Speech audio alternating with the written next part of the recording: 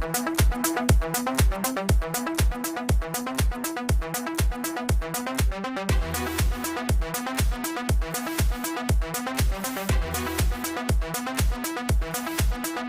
everybody and welcome to the Hungaroring for the first time, where we have the VRS GT Sprint Series here on iRacing. It's wonderful to have this new circuit on the service, and it is going to be a fantastic race as well with the GT3 cars involved here once again. We've already been to the Motegi circuit, which was last week, and we've already been to Road Atlanta as well at the start of this season, and they've both been really good races. So we're expecting more here from the Hungaroring. We're into October for the third round of our season. We're going to Road America next in Tsukuba and the Nürburgring in the next few weeks, rounding off of course with the Circuit de la Sarthe just at the beginning of December. Yeah, we're very much looking forward to that as always. 12 race season, and as always, once again, it's me, Ewan O'Leary, talking you through the action alongside Stefan Slacker with me here again, with Tyler Maxson behind the cameras on this occasion. But Stefan, we've got a new circuit in the iRacing service, and we all love new circuits. It's time to see how one of those plays out in GT3 machinery, so I'm very much looking forward to it. I'm very excited. Yeah, and Hungaroring is one of those tracks that really works quite well with GT3 machinery, so we really should be in for a great race, because unlike for Formula 1 cars, in the GT3 class you can have your passing opportunities, and they're not as hard to come by as they are in the open wheel cars. So expect a little bit of a better and a more pack racing than you would normally see in those Formula 1 cars. By the way, what a month this October will be. Such great tracks, technical tracks, fast tracks. I really can't wait to get deeper into this month. Yeah, there's 5 races this month because of the way it's been ordered, and it means a very full-on but a very exciting October for us here this week, here this month. Yeah, as you say, we're very much looking forward to it. At the moment, we've got quite a large margin out front. 1:43.2 from Picanto is currently the fastest time by nearly half a second, and then we've got a whole host of others. The next half a second basically takes you down to the end of the top 10, which is quite remarkable. Really, something that we haven't seen too much of so far this season. We only really saw this at Road Atlanta, where Paul Sister was a lot quicker than the rest of the field, and we ended up with a real runaway victory on that occasion. We haven't really had that at Motegi, but Hungaroring, I guess, is one of those circuits where you can pull out a decent margin, and in GT3 cars it's getting quite a short circuit really in F1 circles, but in a GT3 car it does take a decent amount of time, so the time gaps are going to be fairly large around here. But for the moment, that's a real big margin to be holding on into the race. That's very encouraging news indeed. Yeah, but Picanco most definitely a very great time. They're nearly 5/10 away he is from Haki in that 5th place car, in the number 5 car. So really has done a good job. That we have just seen the number 1 of Kostevitz improving to that 3rd place. So yeah, it is most definitely going to be interesting how this is going to play out, because obviously the second half of this track is so different from the first half. You're coming in with quite a fast flowing first sector, and all of a sudden at the end of this first sector you're greeted by this exact chicane here, and then it's just one corner after another, fast and slow corners as well, flowing right into each other, and the car always is dancing around, always dancing on those rear tires, never really want to grip up. Quite high curbs on the entry as well, so you really have to come on top of those to really get that line out, and then right here that left into right, it's so crucial to get that maximum speed for the right-hander, because it is a straight that you will have to defend from for any possible attacks. Yeah, indeed. Turn 11 as well is where there's some outrageous track extending going on, so hopefully that's going to be cleared up nicely here on iRacing. And it looks like to me that, at least from being on board with Jakob Pedersen here and also Spencer Kostovitz we saw earlier on, that is going to be cleaned up, which is nice to see, certainly. Out the final corner, though, a little bit wide for Pedersen, and he's going to be a little bit wide of the mark anyway in terms of his time, by the looks of things. A 44.3 for Pedersen takes him to 15th position at the moment, and Pompidou just gets up into 12th as well. Seeing a little bit of a mix of cars as well, with the Audi getting itself up into the top 3. We've been on board with one of the Porsches as well here today, which is good to see anyway. Yeah, qualifying certainly coming towards a close now, and a pretty dominant performance, it has to be said, by some of those up the front of the field at nearly half a second. As I mentioned, we saw this at Road Atlanta, and then there ended up being a near 15-second victory in the race, and then Jamie Fluke ran away with the win last week at Motegi. He didn't quite have the bit margin in qualifying, but he certainly converted in the race. We'll see if that record continues to out of 3 in a few moments' time. Let's just take a quick look at the qualifying results, though, and indeed the starting grid for this race. It's Pedro Picanto alongside Daniel Hake for the front row of this grid. Then we've got... oh, no, we haven't. It's just completely changed up again. I'm not entirely sure if that's now correct or not. But anyway, it says Spencer Kostovitz is now on the front. This is the right one. Here we go. No, maybe it's not. Tyler and Stefan are arguing behind the scenes about whether this is the right one or not. Spencer Kostovitz apparently is pole sitter at the moment. And Massimo Locatello, second position, for Fulini in third, it's said there, and then taken away from us. Let's try that again, shall we? It seems to be 2 different ones that we can go for. Here we go. Picanto, Hake, Kostovitz, Locatello, Shabbo, Hitchin, De La Chica, San Marco, Kaneka, and then Vacher is your top 10, covered by just about a second. As I mentioned, though, Picanto really romping away from the rest. Tornelli, Pompadio rounding out your top 12, then Stroman, Roivang, Fulini, Pedersen, Pascual, Noijan, Froome, Lil Jordet, running out your top 20.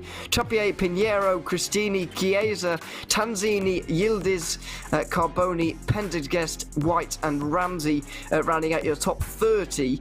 I believe that is it for the cars on this grid, which is quite a lot actually in this one. A very packed grid indeed. As I mentioned though, round 1, Road Atlanta, we had a runaway victory, Stefan. Last week, Jamie Fluke won or led every single lap. Are we going to see a similar runaway situation today? Well, with the gap that was pressed in qualifying, we might as well see that once again, but that just speaks volumes about the driver itself, because it's so much more driver track than really a car track, even though, obviously, as you can see, the Audi R8 LMS is the preferred car for this track, obviously because of its likeness of rotating through those medium speed turns. Yes, it's very, very good indeed around here. Top 4 positions covered by Audis at the moment. Then you've got Porsche and Ferrari just behind that. The green flag is in the air already, racing and already sliding through the final corner. Some guys struggling to get underway as the field strings right out behind our pole sitter Picanto into turn number 1 in that red Audi on the front. Takes charge through turn number 1, leaving the rest of them to battle between themselves really over second position. Look how strung out this field is. Picanto has really hit the gas early, and he's absolutely gone for this. Well, the Ferrari's trying to head down the inside, as well as Lamborghinis and all sorts trying to jockey for position, but it's Audi 1, 2, 3 and 4 at the moment, with Pedro Picanto converting the perfect start. Yeah, it was a little bit of there's a spinning behind. That's a Lamborghini into the wall. One of the Lamborghinis can't quite pick up which one that is at the moment, but he's going to drop all the way down to the back of the field. It does tend to get a little bit tight through turn 3.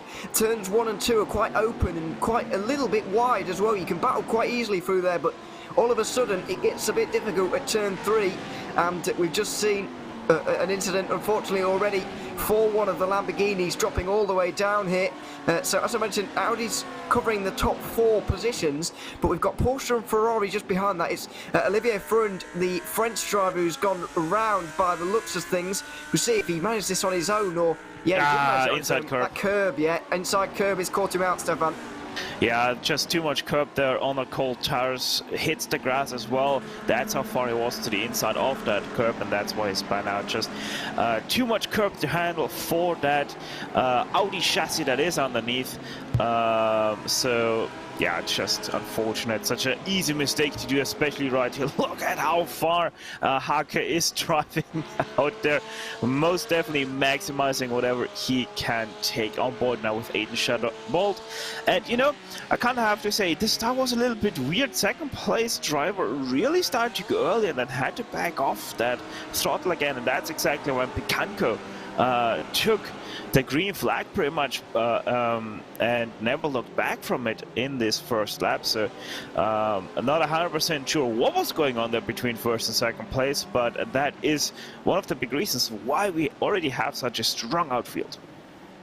Yeah, it's really strong out for whatever reason. I'm not entirely sure why. It's, I guess, a bit twisty and turny the final few corners here, and that can do it throughout the formation lap. And then obviously going so early, Picanco has really got on away from the rest. Although Hake is doing a good job here of staying at least within range of Picanco. Kostovic is just defending from the likes of Locatello, Chabot and Hitchin all behind him at the moment. You can see a couple of the Porsche and the Ferrari involved here, so it's a pretty well balanced circuit in terms of which cars are actually best, although it does seem that the Audi would be taking preference around here. We still do have 4 cars inside of the top 7, I believe, in this one, with Schika actually making himself 7th place in the number 7 Lamborghini there. You can just see in the background of these guys at the moment, but it's certainly Kostovic who's got the most pressure upon him right now. Locatello, who we saw having a decent run last time out, I think he was in the Lamborghini running inside the top 8 or so, and then he had that spin down at turn 11, the downhill triangle 90-degree right-hander, and he had that spin and he dropped well outside the top 10, so he ended up not having much to show for himself on quite a good day for him, but certainly a talented driver. He's back in the well, he's using the same engine to propel himself, but he's in the Audi here today, putting on a very similar performance to how he started out last week.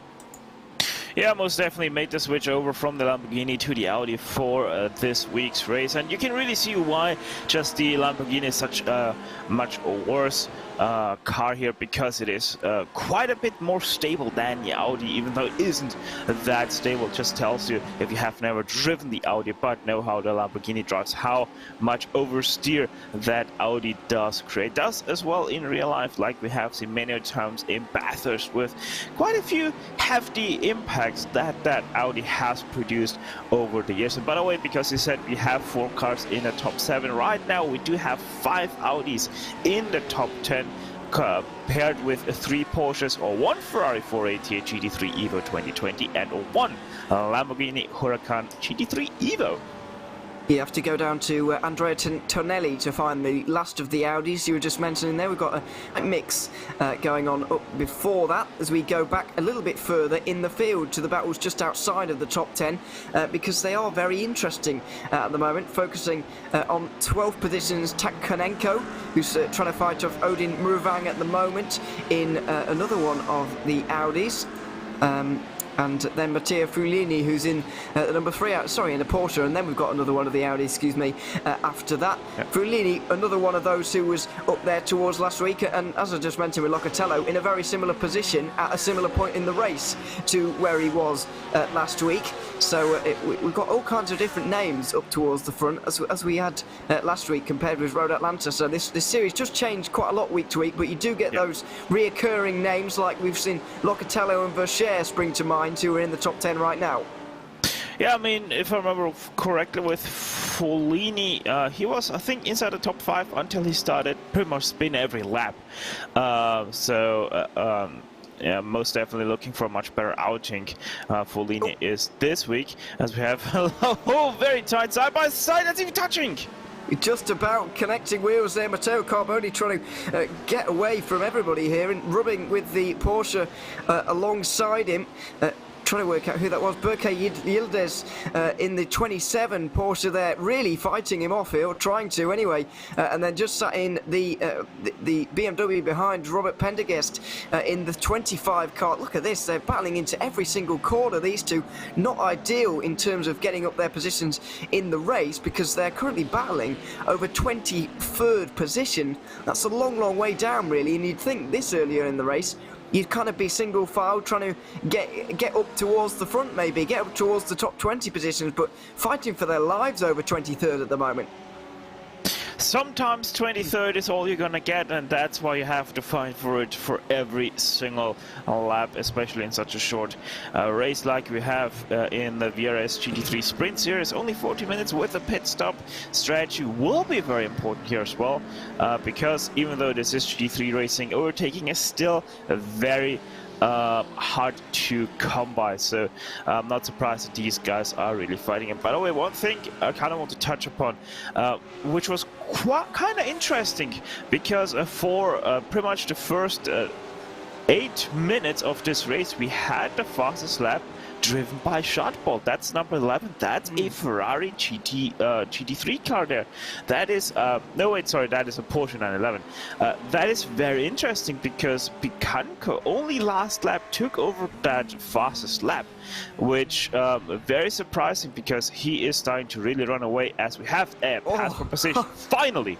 Well, there was a brief pass for position there, but Matteo Carbonari has held him off again. Berke Yildiz, we're on board with him right now. He's going to get squeezed here into the uphill left-hander. Oh, there's the mistake. There's the mistake that he was waiting for. And it's come a little bit earlier than you might expect here, although he's able to hold on to the inside line going into turn 5 and hold on to the position into 6 and 7. He's holding him off once again. You just can't find a way through, and look how slow they're going through this chicane, because everyone's taking compromised lines and it's all going on back here. So this is quickly becoming my favourite battle of the whole race so far, because it's just pure craziness, really. Why Carbonari is fighting this so hard so early on is a mystery to me, but it's fantastically entertaining. But with Berke Yildiz not quite seeing the funny side of it, I don't think, neither any of the guys following on from behind. The Porsche late braking again, trying to come into the right-hander of turn 12. Nothing really doing there, and he's defending again is Carbonari. Just holding on to what is 23rd position in this race at the moment. We've already got a pit stop, by the way, for the number 4 of Antonin San Marco. We'll try and get a hold of why that is in a few moments' time. Maybe a strategic call, seeing that last week early pit stops did actually play a pretty good role in this race. But let's get to that in a few moments' time, because we've got stuff going on all over the circuit at the moment. Side by side, further up the order, with Takkanenko trying to get through on the 15 Porsche of Odin Muvang, who was in front before. The side-by-side between the two of them, and the black Audi just about getting in front of the black Porsche there, and another one of the Audis of Fudli through into turn 4 as they go up into the fastest corner on the circuit. A brave manoeuvre, but he gets through indeed. So plenty of stuff going on up and down the order. Yeah, very much so. And for Carbonari, I'm very, very certain, and then why he is fighting so hard for that 23rd position, because he knows right now if he does not fight for it, he's only gonna go backwards. So right now his only hope to stay in this position is to fight, because he knows he's not fast enough to catch 22nd and further up the road. Just look at how much gap there is already up to 22nd place. Can't even see him really in any of these shots. That's how far away he is already. So if he gets past here by that Porsche 911, he is going to be in serious trouble and will drop many more positions. So that's why he's fighting so incredibly hard for this. You would imagine so, certainly. Thomas Pompidou, by the way, has just got himself inside the top 10 because of that pit stop for San Marco. So this is now the battle for 9th position between himself and Andrea Tonelli in this one. So they're racing their way down towards turn 1, which is a difficult braking zone to pick out, but they've both done a pretty good job of it on this occasion. Porsche trying to use its famous traction to maybe have a sniff into turn 2 on Tonelli, but not quite close enough to do so. He's forced the Italian to take a slightly strange line into the next corner, but not able to really do anything with it. And those guys behind, like Takkanenko and Andrea Fulini, who's just got through on Odin Murvang, Mattia Fulini, excuse me, in front of Odin Murvang in this one, are all catching on from behind. So that's becoming an ever-increasing battle for 9th position. Going on further back to this rather nice looking Porsche, the gold and black livery for Pascual, and with Cristini just behind him. Battle for 15th, also going on, sorry, 16th position at the moment. But yeah, look, what do we think about the early pit stops in this one, Stefan? Because it actually did work last time. I know Antonino San Marco has taken a 40-second longer pit stop than he should have done in this one, so obviously that wasn't actually tactics in the end, but it could have been. There's plenty of battles going on up and down the field, so could we really see a Motegi, or was that just lightning striking in the right areas? Well, it is very hard to really know what is going on with guys. I mean, for San Marco, most definitely he had some problem. That's why he drove into lane, because that 48-second stop is not where he wants to be. So yeah, we'll have to see. I think he even just retired the car right there on the spot. At least it shows on our live timing. But you know, with Hungaroring, it could most definitely work, because it is, as I said, quite hard even for GT3s to pass. Why it is possible to pass it much more than Formula 1 cars, it is just still that very hard passing track. So maybe it's gonna work for them, maybe it's not gonna work for them. We'll really have to see and wait. It just comes down on how much they're able to utilize that open track that they now have in front of them. Yeah, I think we've actually already seen somebody doing it way down the field. Maxime Norjean was in the train being headed by Matteo Carbonari. We were watching it a little bit earlier on. They were battling very hard, and I think on the stroke of half an hour actually, Norjean came in to try and do something, and if you are that far down in the field, then you're not going to come out in any traffic, so it might be beneficial. However, as you mentioned, you know, if you're stuck in a train like Jonathan Hitchin is right now, you are going to come out in traffic because you are 6th place in the race. At least if you don't come out in traffic at the start, you definitely are going to be halted at least by the end, and the reward may not benefit you in terms of net gain. You might actually gain some time and then lose even more in the traffic, if you see what I mean. So it might not be the best idea. It might be better to play it safe for those guys and hope for you might decide that you've got better chances of an overtake in summary, but let's see. Andrea Tonelli is pretty much using his rearview mirror as a windscreen right now, because he's got so many cars behind him. He's got a lot of defending to do. Thomas Pompidou is the first on the list, and he's got a very good exit off the final corner. The Porsches are pretty good off of the corners, and they have been for a very long time, but not quite good enough on that occasion. It doesn't look like into turn 1, unless late braking can do something for him, and it might well do. Tonelli has to leave the space down the inside here, and Pompidou is certainly going to fill that void and get once again a good run off of turn 2, excuse me. Oh goodness me, that was a barge and a half, but Tonelli's able to brake later. Pompidou maybe even a bit spooked by that little bit of contact, had to back out a little bit into the second turn. Yeah, the Porsche not as strong through slow corners like that turn 2, so especially on the outside, he has to concede that position once again. Back to Tonelli, but yeah, I mean, Tonelli really got saved there by the acceleration that the Audi has, the acceleration advantage that the Audi has over the Porsche, because if it would not have been for the acceleration that the Audi has, most definitely we would not see him anymore in that 9th place, and that is highly risky. This is fantastic stuff though. Great pressure from Pompidou. Just doesn't want to spin around Tonelli in front of him, because obviously he's going to come under fire for that one a little bit. But into turn 12, is there a good enough exit? Well, not really. And you see just on in behind as well, another one of the Porsches catching on. So this battle is increasing in number by the moment here. It looks like at the moment. Let's not forget Kanenko is involved here, Fulini, Murvang, and now Pedersen as well in that blue Porsche you saw in the background is now here. It looks like Pompidou's trying to make a move at every single corner here. That's a little bit wide, so he's not really got the run off of the final corner he really needed to have a go there, and we'll see whether Kanenko can maybe do anything.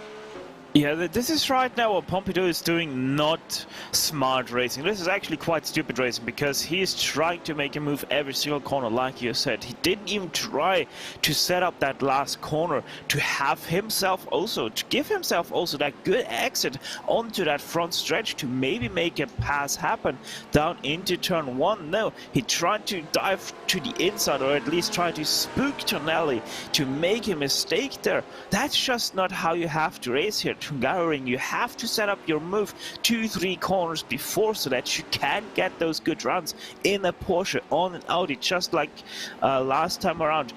Through that S section, you have to set up those corners really well, not like Pompidou is doing right now, just trying to attack in the middle of them. No, you have to wait for that Audi, you have to wait for it, and then right out of the last corner of this S section, that's where you need to have to that attack, not right here. That's not the moment to pass. Wait for this left-hander, set it up all the way to the outside, and then really take that momentum through here and strike down at the 90-degree corner.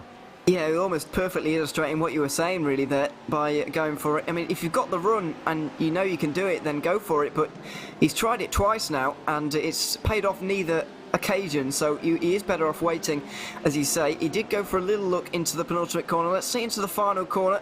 It's a little bit of a tight line once again. It's ever so slightly, you can see it there, that camera shot there. He's mounted the curb, whereas none of the others really have, and that's not given him the exit that he needs. First pit stop from this group, by the way, has happened. Odin Murvang, who was actually heading backwards throughout that stint and not having the best of times, has come into the pit lane. Let's hope that that's a scheduled pit stop and he can actually try and do something. This is the perfect situation really, because we're not too far away from the pit stops. In the next 10 minutes or so, you'd expect people to be coming in and so on and so forth. So let's see if anybody follows him on the next occasion. It's pit stop not done yet. I believe he's going to be exiting the pit lane very shortly, and I think 7.2 seconds was the pit stop. That's going to be the time. So that is a strategic pit stop from Murvang. This is arguably a very good situation for him to do this in, and also he's come out in that little bit of clean air. He's got about 4 seconds up to Louis Jourdain just in front, and then another 4 seconds in front of that, so he's actually put himself into a nice bit of clean road there.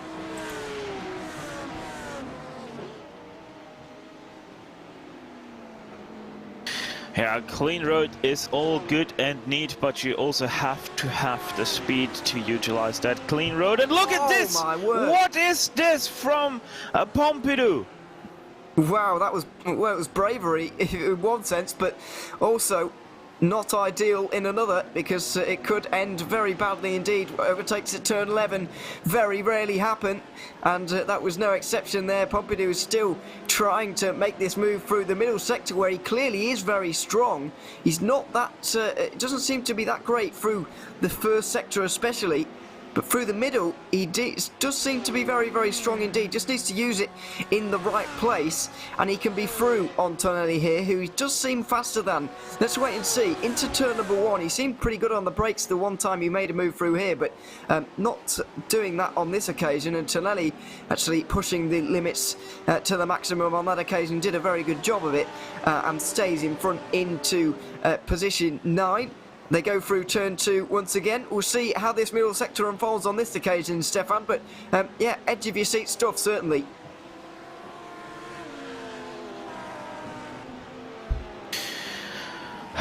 You know what you call it right now, bravery. I'd call it something much different. What Pompidou is doing right here, because if he continues like this, Thomas, I think this is not gonna end with 2 cars separated, but much more 2 cars combined into one big car in some barrier. But right now, at least, it's all good, it's all fun and games. Here it is, here it is. Oh, he's wise to it now, you see, Tonelli. Even though Pompidou, in theory, is actually quick enough at that point to make a move, Tonelli, he's seen it so many times, he's seen these half moves, Stefan, that he's actually wise to it now, is Tonelli. Oh, but he has to defend this time. Oh, he chooses not to. Wow. But wow. It seems like he starts to know that there's much more. Oh, look at that, there's a mistake from Pompidou, that Tonelli is actually stronger on the brakes as well, and now, oh, Pompidou, and who is that in behind? Kaneko, I think. Oh, Kaneko jumped out again. didn't go into the... I thought he was following him. I thought he was going to try and go into the pit lane to avoid all this, but in the end he was just trying to get through on Pompidou, and in the end nearly ended up following down the pit lane by mistake. It would have been better to just go in at that point, but Frulini is going to sweep that one up with no second questions. Here he goes on the outside line. The two are going to get very tight into turn number one, but you can swing your way around the outside of this hairpin quite well. Unusually for a hairpin, he's used that to full effect on this occasion. Frulini into the top 10 for the first time today. That was a bit of a strange moment between everybody, from the mistake from Pompidou to Konenko's jumping out of the pit lane. A whole host of weird moments going on. Yeah, most definitely looked like Konenko wanted to do the opposite of the two cars ahead, but realized too late that Pompidou is also going into pit lane. So this is going to be interesting. Now, Pompidou, he did put pressure on for so long. Can he do those fast lap times that he needs to overtake Tonelli? Can he do that in clean air? And how much did this fighting cost? Because don't forget that we have had a car of that group already pit. So it's going to be really interesting to watch where Pompidou is going to get out. And I think he actually did come out behind Mervank. Yes, you are right. Yeah, that's 1 second behind. So basically, Mervank is going to be the leader of this train, quite possibly. But let's not forget, Pompidou did have 1 second of a longer pit stop. Yeah, exactly. It's very interesting. We do have even a 6.7 second stop from Anders Lillejordet. So very, very interesting. Quite spread out pit stop times right now. We do. Mervank and Pompidou are 4.5 seconds in to the good in terms of clean air at the moment. They're going to catch Sam White and Armando Tanzini, who are fighting over 20th position at the moment, in 4 seconds time. If he's not 4 seconds, but when they've closed the 4 seconds is what I mean. They'll be there. So they'll be hoping that those guys coming to the pit lane before that happens. And if that does happen, then I believe Odin Mervank is going to be the leader of this train, in front of Tonelli and Pompidou, Konenko, Fulini, all of them. So let's wait and see on that one. This is supposedly the battle for 9th position, and it should be by the time this all filters out as well. So 9th place could well be going the way of Odin Mervank by the end of this one. Let's wait and see. Further up towards the front, though, we have some very interesting battles. Neither of these two, or this battle, excuse me, involving an Audi. Or not involving an Audi. One of the first battles we've seen without one so far. Aidan Chabot and Jonathan Hitchin fighting it out over 5th position between Porsche and Ferrari. These are fighting over the best non-Audi in the race, as the top 4 positions are still covered by arguably the fastest car we have on the grid so far today. And then we have Carlos Moreira de la Chicha in 7th place. In the number 7, 3rd in the non-Audi category, I guess you'd call it, and 1st of the Lamborghinis in this race, the few of which we do actually have in this one. So 15 minutes to go. I'm kind of amazed that 25 minutes of this race have already gone by here, but 15 minutes to go definitely means that pit stops are going to be very imminent for everyone.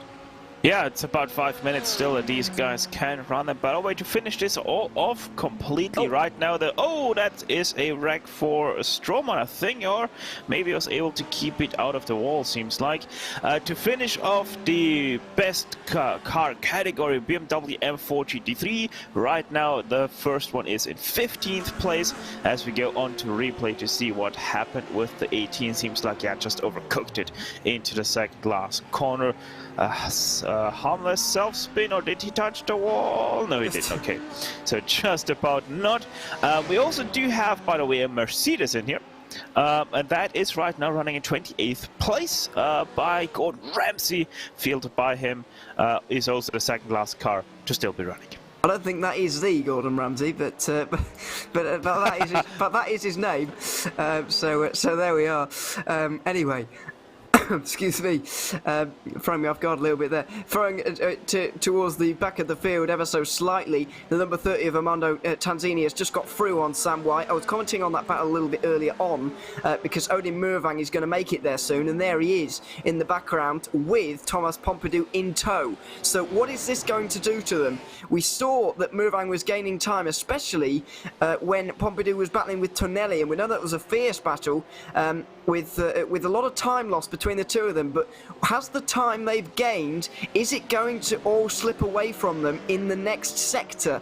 Because they're going to be behind Sam White and Armando Tanzini in, well, right now really in the worst part of the racetrack, 4 actually following another car, and so this could get quite painful for Mervang as he follows them on behind. There's not a lot he can do here as Jonathan Hitchin I believe comes into the pit lane and kind of kicks us off for the front runners coming in. So unfortunately this moment for Mervang and Pompidou has come a little bit too early in the race. They would have liked to delay this by at least a couple of laps. It means they're going to have to go through while the others are still going at full pace. Down the inside goes Mervang on the Ferrari, and it wasn't a decisive move, but he's through, and this is going to cost them even more time as the Porsche also stays out of Armando Tanzini stays out, so they're going to lose even more time here. Yeah, this is going to be really interesting. It wasn't that much time that they lost, thankfully, just now, as we see another try from pass from the 14 on Stroman. And GS able to... No, wait, Whoa. It's still going on. I thought that's a done deal right there through turn 4. Well, let's see. Andrea Chiesa holds on. There we are. So I think that was Chiesa holding on from the Audi, because Stroman's just been around, hasn't he? And he was overtaken by a BMW. I think it was that one. Although it could not have been, because there are more than one BMW in this race. It's difficult to piece together at the moment.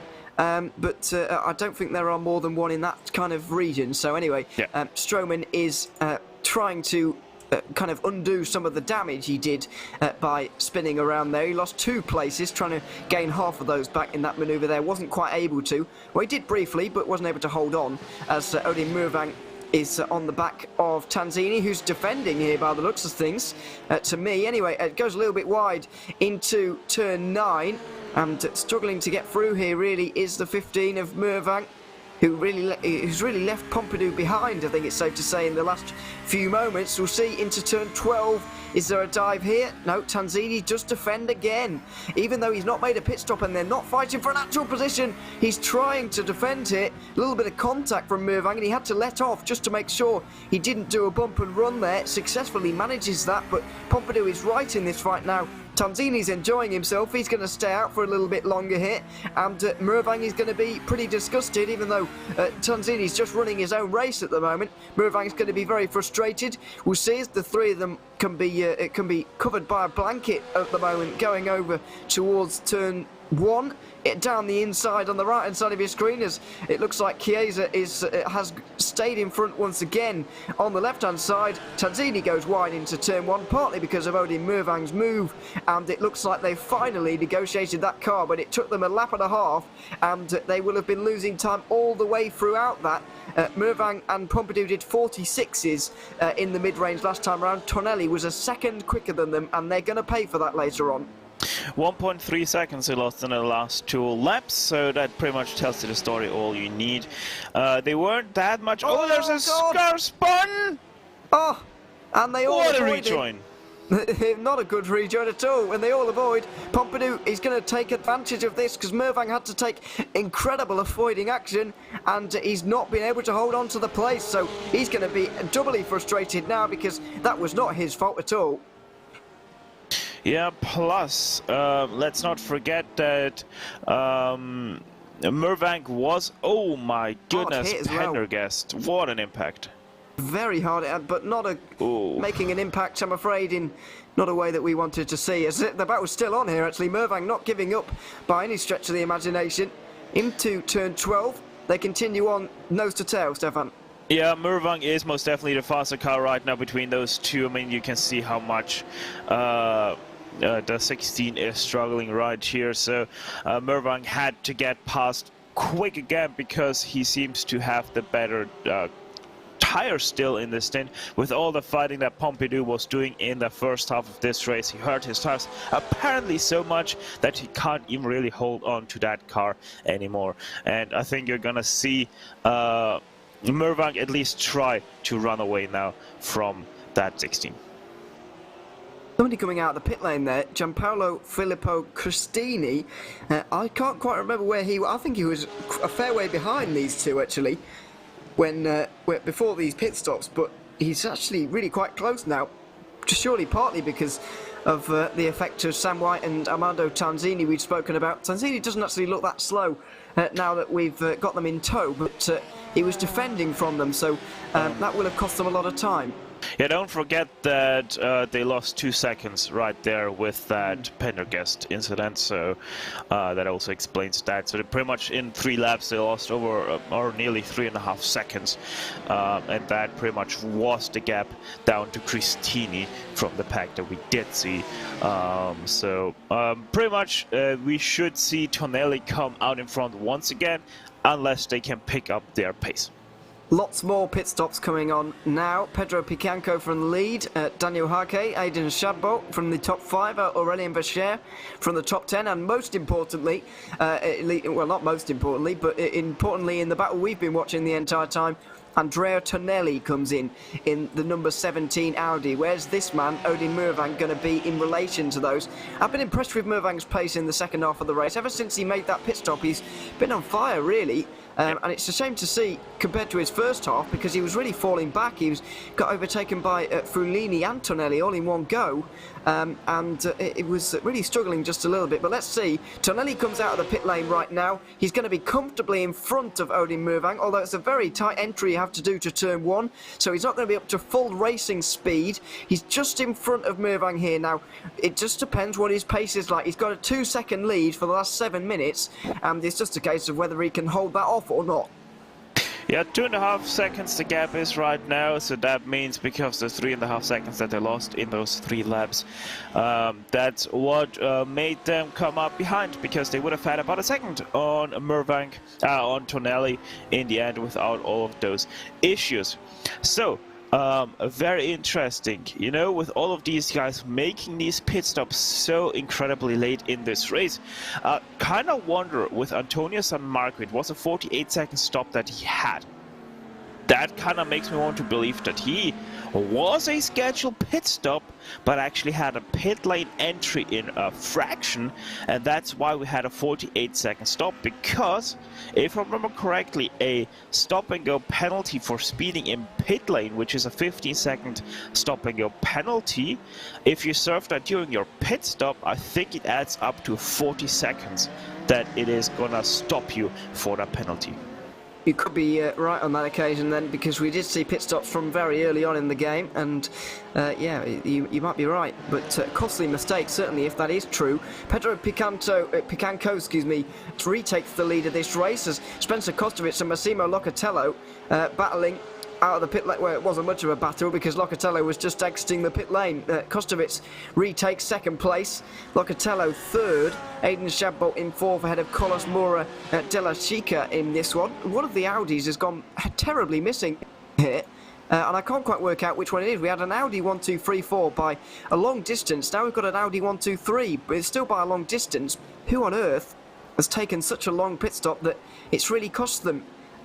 Jean-Marc Trapier, Daniel Hake, excuse me. Oh, Hake! He's made a terribly long pit stop, and I think it's exactly what you were saying there, the pit stop 46 infringement. Seconds. 46 seconds, it's got to be the pit stop infringement you were talking about. Yeah, it makes total sense. I mean, 46.9 seconds, that's 6.9 seconds for the fuel, which is quite there in the ballpark. And then you have 40 seconds added on your stop, so yeah, makes total sense. A very harsh penalty, I've got to say, but the rules are the rules, so don't speed in pit lane. And Daniel Hake is going to have learned that lesson by the end of this one. So it's still Audi 1, 2, 3, Pedro Picanco, Spencer Kostovich and Massimo Locatello.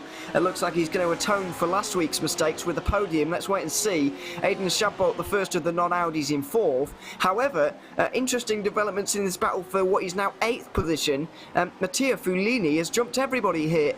Well, he was in front of Konenko before, but he's managed to get in front of Pompidou, as have everyone in this pit stop cycle. He's also managed to get in front of Andrea Tonelli in the pit stop cycle. Shorter pit stops for those Audis who came in a little bit later. 6 and 6.6 seconds for Follini and Tanenko, who came in last.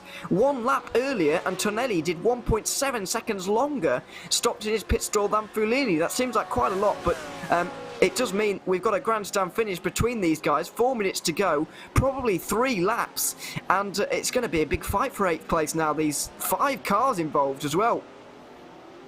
Yeah, well, pretty much goes back to 14th place, 15th place is even still there. Felipe Pascola is only 1.7 seconds behind Christine. Christine is 8/10 behind Pedersen, and Pedersen is 1.2 seconds behind. So you can see, although these gaps are a little bit out there, this is pretty much one train though, because the draft is effective between all of these. Yeah, it looks like lap 2 of the race, really, but now we're coming right towards the end. Probably 2 laps to go. It's hard to know how many laps to go, really, with the leaders so far up in front at the moment. Pedro Picanco putting on an absolutely picture-perfect performance here today. And, yeah, leading pretty much every lap, as Jamie Fluke did last week in Motegi. Just completely dominating, and Picanco looks like he's going to do a similar thing here today. Yeah, well, very interesting though is that Picanco was really able to get away with his lead. He is still only under 3 seconds away from 2nd place, and with the gap that he did pull in qualifying, most definitely seems like he's more of a hot lapper than a racer, because those 5/10 normally should mean an easy victory, but seems like he just isn't able to deliver quite the same performance like he was in qualifying. He's certainly kept Kostovitz at arm's length throughout this race in terms of that gap, but you're right, he hasn't extended wildly like it did at Road Atlanta, for example, in the VRS GT Sprint Series. Looks like we are going to have a 3rd different winner here on RaceSpotTV Friday night prime time, though. Which is always a sign of good entertainment, and we have been entertained by these first 3 races. This race especially has absolutely flown by. We've got the battling of Motegi without the chaos that we had, so it's been very good. Let's see though if there's one more twist in the tail, because Andrea Tonelli's looking particularly twitchy in terms of going forwards and backwards. In all honesty, he's switching between attacking and defending at an alarming rate at the moment, and Fulini's definitely got his hands full. Konenko wants to surge further inside of the top 10, so there's a lot that could happen here with Odin Mervang in behind, who still looking very pacey himself.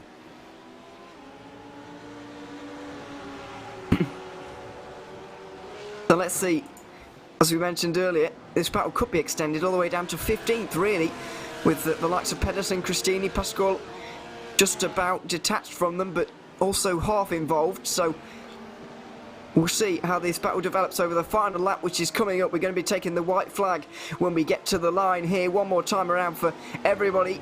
But it's looking like Tonelli who's most likely to be falling backwards here, because Konenko is really starting to apply the pressure. Here's Pedro Picanco. One of the first sightings we've seen of him all race, really. 1 minute to go, and white flag is in the air, signalling 1 lap to go for the Brazilian. It looks like he's going to be victorious in this one. Just under 3 seconds is his margin for the moment. Tonelli struggling to stay on the racing line at points with the pressure Konenko is really applying to him at the moment. The slipstream will be in full effect down towards turn number 1, but is this the best place for Konenko to really make a move? Is it worth waiting just that little bit?